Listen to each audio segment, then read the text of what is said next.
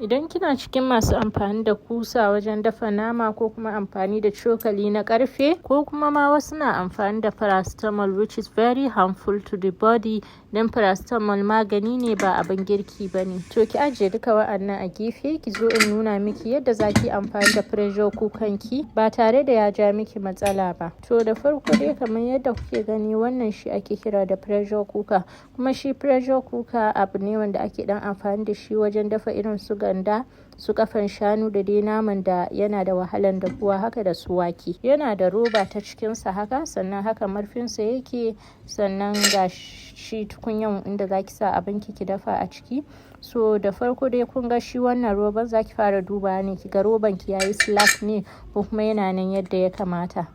Bayan kin duba wannan, kuma yana da kyau kullum ki san cewa roban ki ya zauna yadda ya kamata ne ko kuma ya dan fita out of space, wato ya dan gauce haka kenan. Idan kika yi kuskuren rufe pressure pot naki kamar yadda kike gani haka, roban ya dan fita waje baki kula ba, kika daura ya fara dafuwa, zai iya exploding akan wuta a yayin da yake dafa miki abu. Shi yasa ya kamata kullum in zaki amfani da pressure cooker ki tabbatar wannan roban ya rufu sosai. Sannan kuma wannan da kuke gani da nake dagawa daga saman, ta wajen nan iska yake fita, to ki tabbatar shi ma bai makale irin baya tashi ba, ki tabbatar yana tashi yadda nake daga kuna gani haka, saboda in iska ya cika ciki ya samu ya sake iska ta sama. In baya iya sake iska ta sama, zaki ga shi ma zai iya sa explosion. Sannan nan da kuke gani yawanci yana zuwa da direction inda za a rubuta miki open da kuma za a rubuta miki close.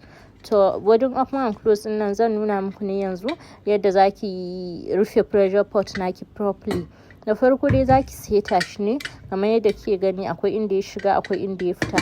Marfan ma kuma haka, akwai inda ya shiga akwai inda ya fita. To sai ki seta shi haka, ki juya ki tabbatar ko ina ya rufe da kyau, ki tabbatar kuma babu wannan bakin roban ta waje, kafin nan ki ce zaki murda ki rufe pressure pot naki. Zaki murda shi ne anti-clockwise yayin rufewa, sannan kuma zaki murda shi clockwise in kina so ki bude. To bayan kin murda zaki daga ne ki gani ya rufu ko kuma bai rufu ba tukunna. In kika daga kika ga baya shaking, alamun ya rufu kenan. In kuma zaki bude, kawai zaki juya shi ne ta ɗaya gefen, sannan sai ki kama handle din sai ki daga.